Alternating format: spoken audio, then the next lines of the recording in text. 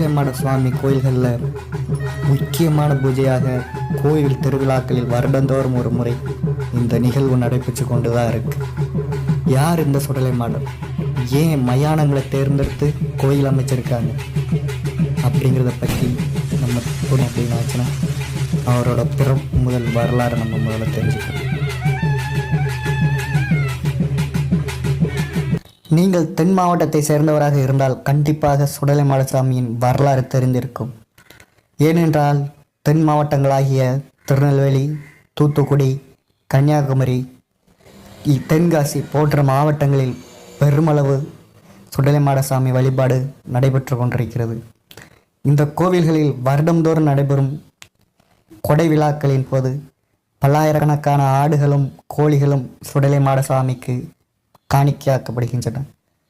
இதைவிட முக்கியமான நிகழ்வு ஒன்று இருக்கிறது.